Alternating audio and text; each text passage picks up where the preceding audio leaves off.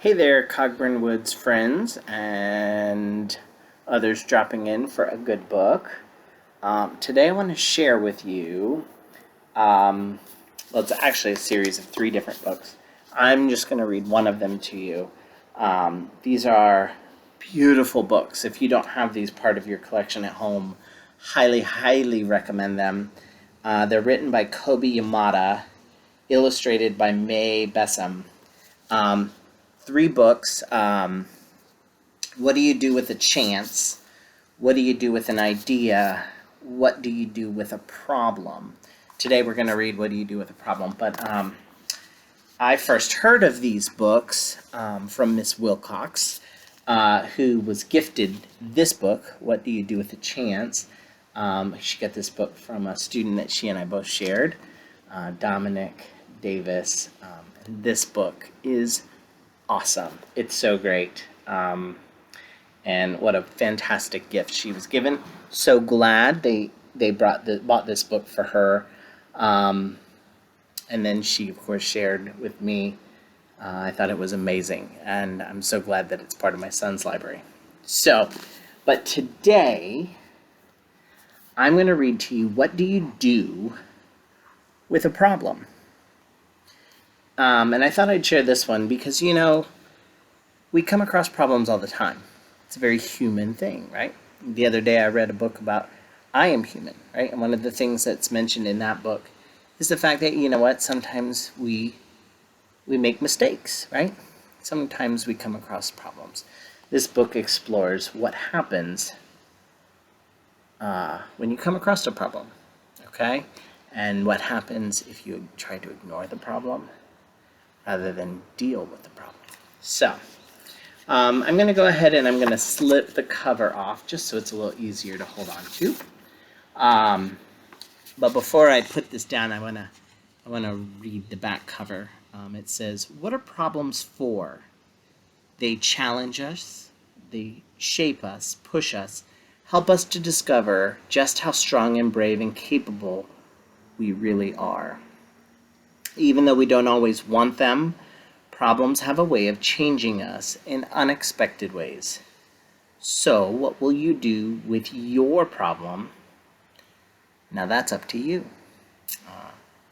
Love this. My son and I tackled a big problem earlier today. Wasn't the most fun. I'll be honest. It was not the most fun. But it was important for us to tackle that problem. So, all right. I'm going to get into the book. What do you do with a problem?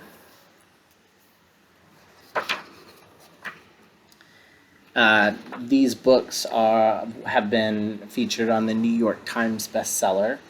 Let's see if I can find quickly for you our publisher.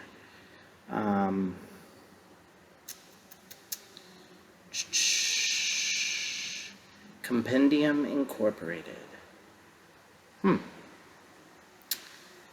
special thanks to the entire Compendium family. All right. Live inspiredly. That's their motto, which I totally get after having read all three of these books. All right, what do you do with a problem? I don't know how it happened, but one day I had a problem. I didn't want it. I didn't ask for it. I really didn't like having a problem. But it was there. I like how our illustrator physically puts that cloud above our character's head so we can visually kind of understand this problem. Why is it here? What does it want? What do you do with a problem, I thought? I wanted to make it go away. I shooed it. I scowled at it. I tried ignoring it. But nothing worked. Did you notice what happened to the problem on this page? It's just a little bit bigger, isn't it? I started to worry about my problem. What if it swallows me up? I know. Sometimes when I have a problem, I tend to worry about it.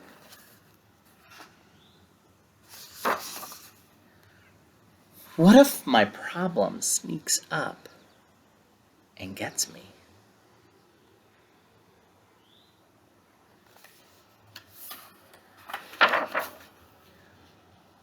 What if it takes away all of my things?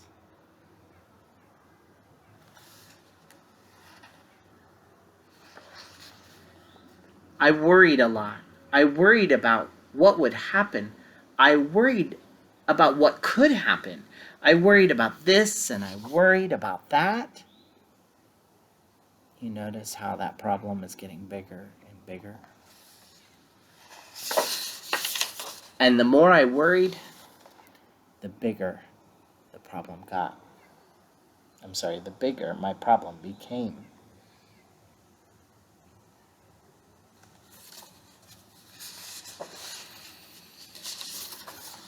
I wished it would just disappear. I tried everything I could to hide from it. I even found ways to disguise myself, but it still found me.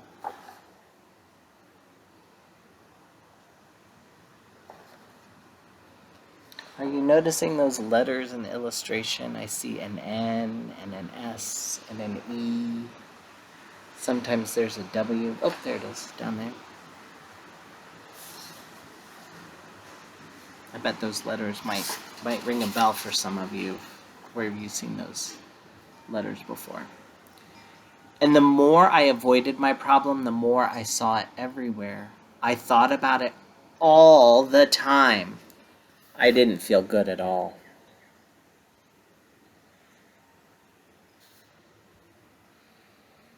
Look how much that problem has really kind of completely consumed him.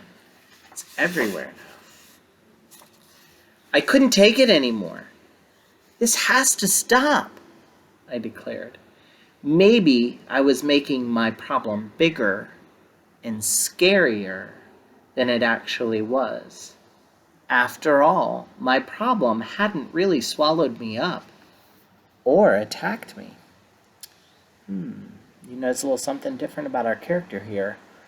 Looks like he's starting to take some action and make a plan of some sort. I realized I had to face it.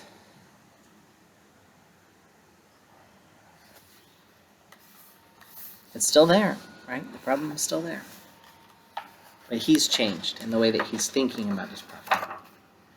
So even though I didn't want to, even though I was really afraid, I got ready and I tackled my problem. Notice those letters, N, S, W. We don't see the E this time. Have you figured out where you've seen those letters before? Kind of give you the image.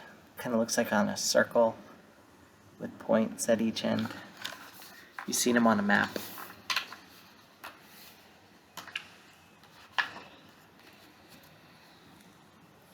When I got face to face with it, I discovered something. My problem wasn't what I thought it was. I discovered it had something beautiful inside. It's an interesting way to think about problems, of holding something beautiful inside. We often don't think about our problems as something positive, but sometimes buried in the ugliness of a problem, there is something beautiful inside. My problem held an opportunity. It was an opportunity for me to learn and to grow, to be brave, to do something.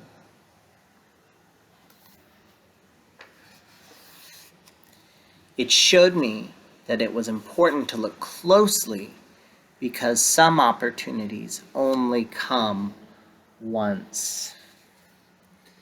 See where he's standing now in the middle of that light tower with those letters surrounding him. N, S, W, E, north, south, east, and west. So now I see problems differently. I'm not afraid of them anymore because I know their secret.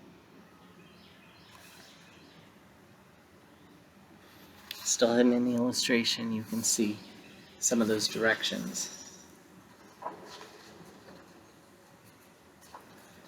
Every problem has an opportunity for something good.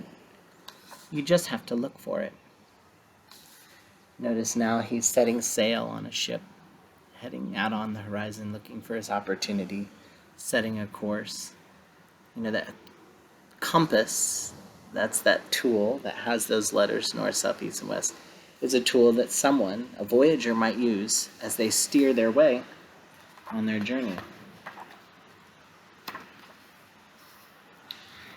There's one last illustration, again with those directions. And inside the back cover, there's the compass. A nice symbol for this book when you think about navigating a problem. How do we get through a problem? How do we tackle a problem? It certainly wasn't avoiding it. You can't steer around it. That only made the problem bigger. So what will you do with a problem the next time you come across it? No matter how daunting or scary it may seem, will you face it? Will you look for a learning opportunity in it? What will you do with your next problem? Beautiful story. Anyways, I hope you enjoyed it. This is one of my all-time favorites. God, I get a good feeling every time I read it. Just such an amazing book. I really hope you enjoyed it. I can't wait to share another book with you soon. I hope you are all well, and take care of yourselves.